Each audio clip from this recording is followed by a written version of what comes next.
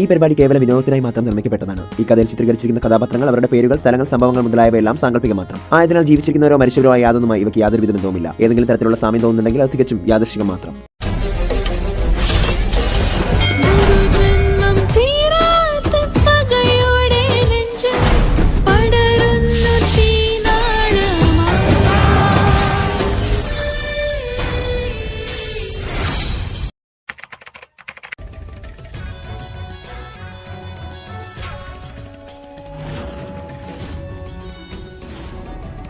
പെട്ടെന്ന് സീമ പറഞ്ഞു, അതെ, ഈ സീമ തിരിച്ചു വന്നിരിക്കുന്നു പാഞ്ചാലിയായി. ഈ പാഞ്ചാലിയുടെ പ്രതികാരത്തിന്റെ 20 വർഷങ്ങൾ അവസാനിക്കാൻ ഇനി 9 നാളുകൾ മാത്രമാണ് ബാക്കിയുള്ളത്. ഇനി ആ പ്രതയുടെയും ഋഷിയുടെയും നാശമായിരിക്കും.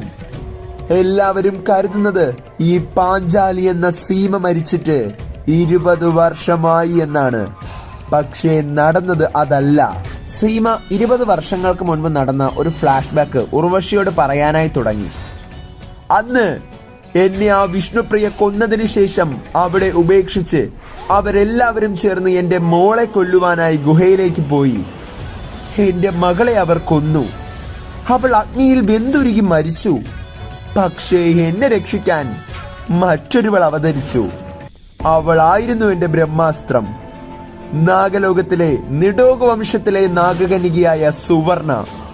മത്സ്യവംശത്തോട് യുഗങ്ങളായി പക മനസ്സിലേറ്റ് നടക്കുന്ന അവൾക്ക് വേണ്ടത് ഇന്ദ്രനീലമാണ്. ഇനി ആ ഇന്ദ്രനീലത്തെ യഥാസ്ഥാനത്ത് നിന്നും എടുക്കാൻ കഴിയുന്ന ഒരേ ഒരാൾ എന്റെ അനിയത്തിയുടെ മകന്റെ മകളായ പ്രാർത്ഥനയാണെന്ന് അവൾക്കറിയാം. സുവർണ ഇന്ദ്രനീലത്തെ കൈക്കലാക്കാൻ വേണ്ടി തപസ്സിരുന്ന നാഗകന്യകയാണ്. അതുകൊണ്ട് മരണപ്പെട്ട ഒരാളുടെ ജീവൻ തിരിച്ചു നൽകുവാനുള്ള വരം മഹാദേവനിൽ നിന്നും അവൾക്ക് കിട്ടി. അങ്ങനെ അവൾ ആ വരം കൊണ്ട് തിരികെ എന്നെ ജീവിതത്തിലേക്ക് കൊണ്ടുവന്നു. 20 വർഷത്തേക്കുള്ള ഒരു കാത്തിരിപ്പായിരുന്നു പിന്നീട്. ആ പ്രാർത്ഥനയ്ക്ക് 25 വയസ്സാകുമ്പോൾ അവൾ മത്സ്യകന്യകയാകും.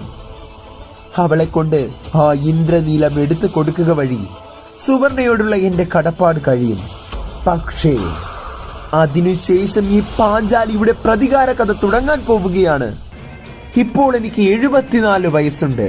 വൃദ്ധയാണ് ഞാൻ. പക്ഷേ ഈ പാഞ്ചാലി ഇന്നും തോറ്റിട്ടില്ല. ആ പ്രതയെ, ഋഷിയെ, അവരുടെ 2 മക്കളെ, അങ്ങനെ എല്ലാവരെയും തകർത്താൽ മാത്രമേ എന്റെ കോപാഗ്നി അടങ്ങുള്ളൂ. എന്റെ മകളെ കൊന്നതിന് അവരെ എല്ലാം ഞാൻ ചുട്ടരിക്കും.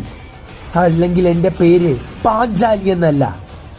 ഇപ്പോൾ ഈ യുദ്ധത്തിൽ എനിക്ക് സഹായിയായി നീയുമുണ്ട്. എന്റെ രഹസ്യ മകളാണ് നീയെന്ന് ആരും അറിയരുത്.